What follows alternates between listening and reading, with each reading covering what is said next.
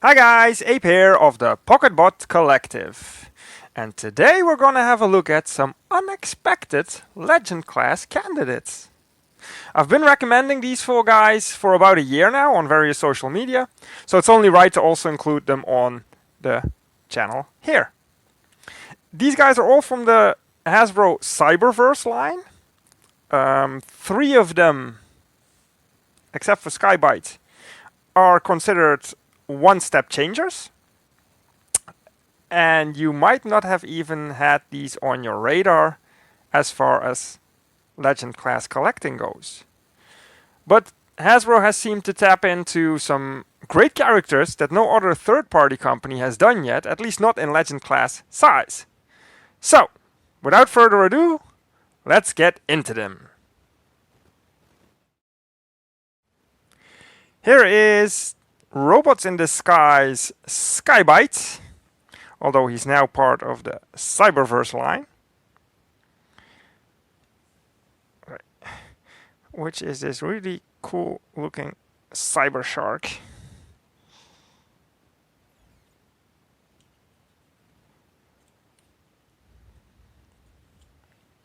There's no articulation in shark mode, so to say. Everything is tabbed in. But he's a very cool representation of the character as we know him from the RID cartoon. Comes with this little drill tank as an accessory, which splits into various parts that can go on his robot mode. Because if you have a look at the box, it's a Sky-byte with a driller drive. He's not considered a one-step changer. He has a couple of steps to go through, but they're all fairly easy anyways. So we'll get into them in a minute.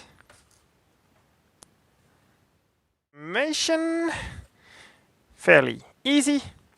We untab these sort of wings. There's a tab there and a slot there. Also on the other side. Then there's two tabs here, which the robot feet are tabbed into. They hold on to the tail, so to say, which is actually his arms tabbed together. What you can do is just hinge them down and bring the whole section down. There we go. And then you can see the feet here are just on a swivel peg. There you go. And that's his lower body done already. Has 90-degree knee bend and ball jointed hips. And besides the feet flipping out, they don't do anything. You can hinge them a bit, of course, but then this piece starts to hinder it. So we'll just leave them flat for now. Then, as far as the arms go, untab the arms.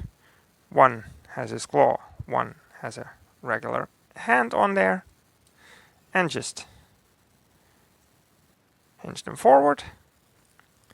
Now let's turn the figure around. You can now rotate him at the shoulder. There's a ball joint in there, and there's a ball joint in the elbow. Same for the other side. There we go. This hand doesn't do anything besides anything further. This one still has some rotation at the claw, so to say. Now, then the backpack, just fold it down and hinge it back, so his head can come out. Tabs into place. No articulation at the head, unfortunately.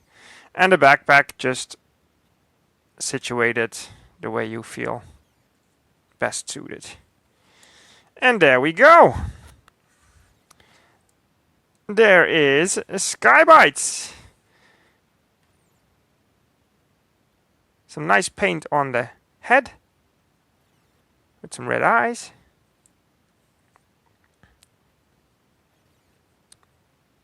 Some paint on the fin there. But besides that, there's no paint. It's all just colored plastic. Now, as far as the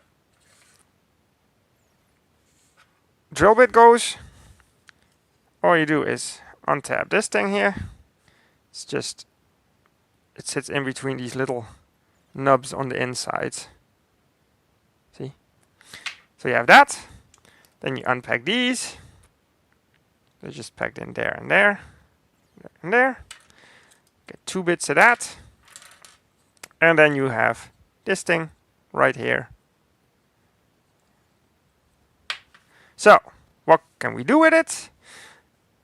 Maybe you noticed that there's 2 holes there.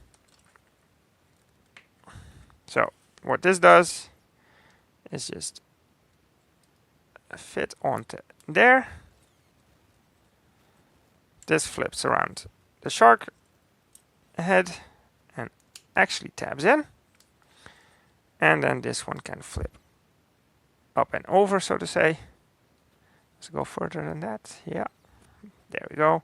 And now he has this almost Seacon helmet over his face.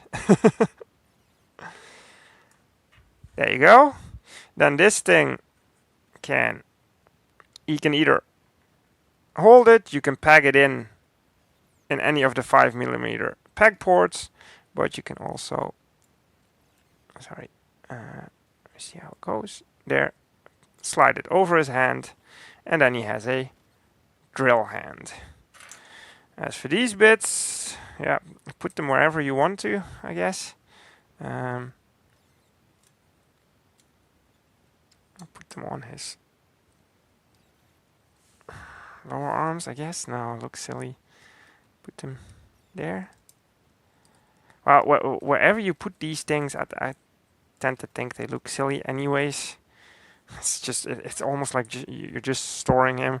Of course, it's meant for armoring him up and everything, but I don't really bother with the whole drill tank part. It's the gimmick for the kids, of course, but for me, it does not matter. So, let's get this, come on, off. Put that backpack back to where I like it to sit.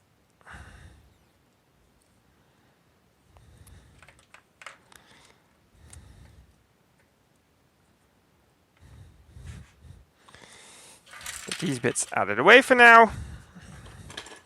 And let's do some size comparisons, shall we? First and foremost, with a standard Iron Factory figure, runabout. He's a little bit taller, about a head taller, I guess.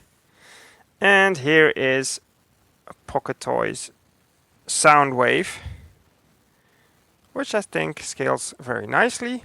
Of all the Soundwaves out there by now, I think the Pocket Toys version is the smallest. New Age's one stands a little bit taller, and then the Magic Square one stands even taller than that. So you can imagine this Sky-byte sizes pretty well. What I can do is just hinge up the knees on the Pocket Toys version to make him that little bit taller. And then you see that he's pretty much the size Sky-byte is.